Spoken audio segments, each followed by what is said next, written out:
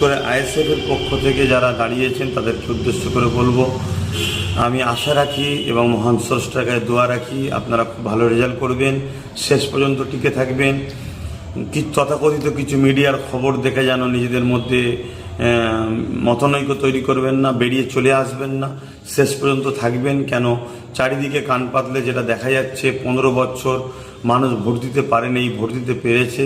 এবং নওশাদ সিদ্দিকী যে মানুষের জন্য, দেশের জন্য এবং সংবিধানকে সামনে রেখে যে কাজ করছে, তাতে সর্বশ্রেণী সর্বধর্মের মানুষ নওশাদের উপর একত্র হয়েছে।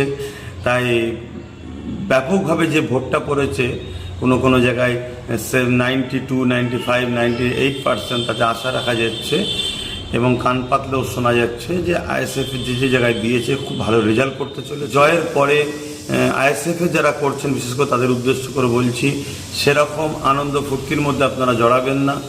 বিজয় মিছিলের নামে ডিজে বাজানো এবং এমন কোনো কাজ করবেন না যাতে আমাদের ভুলে গেলে চলবে না যে আমাদের লক্ষ লক্ষ ভাই বোন, তাদের নাম এখনও কিন্তু অনিশ্চিত হয়ে আছে, ভোটার তালিকা থেকে বাদ পড়ে আছে।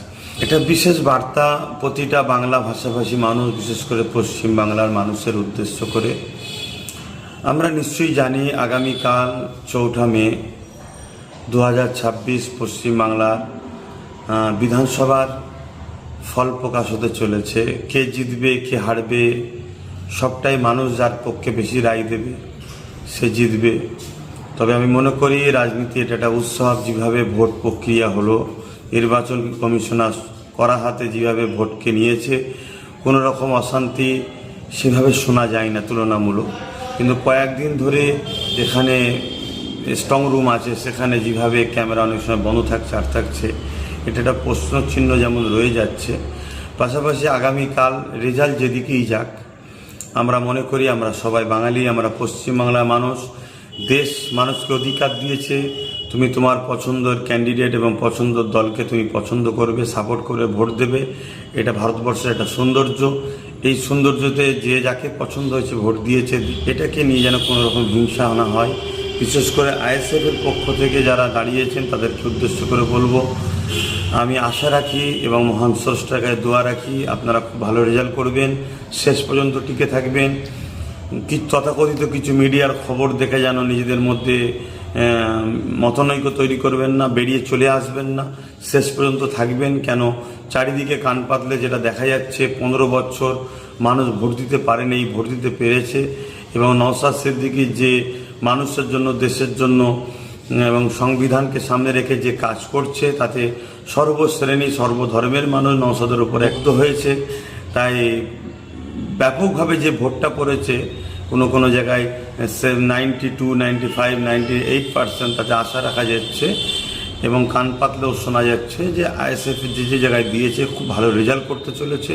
তা আপনারা শেষ পর্যন্ত থাকবেন এবং আশা রাখবো। দুটো কথা আপনাদেরকে বলবো, নিশ্চয়ই আপনারা, আমি সবাই জানি, লক্ষ লক্ষ মানুষ এখন তাদের নাগরিকত্ব ভোটার তালিকা অনিশ্চিত হয়ে আছে।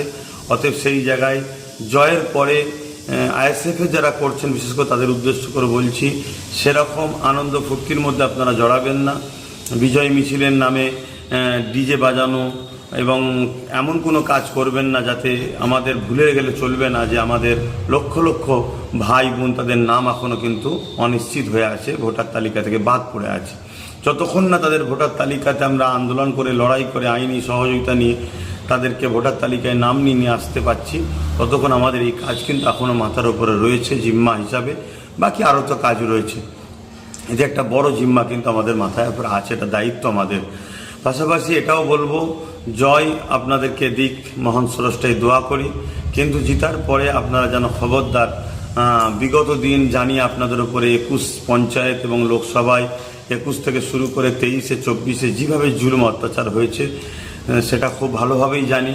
কিন্তু আমরা তো সমাজ পরিবর্তন করতে এসেছি বা এসেছেন, তাই প্রতিশোধ নয়, মানুষকে ভালোবাসা দিন। যারা বিরোধী তাদেরকেও ডেকে নিয়ে, তাদেরকেও পাশে নিয়ে, তাদেরকেও সহযোগিতা করুন। এটাই হবে দেশের প্রকৃত নাগরিক। আপনাদের দিকে মানুষ তাহলে আরও এগিয়ে আসবে। এই কথাগুলো মাথায় রাখবেন।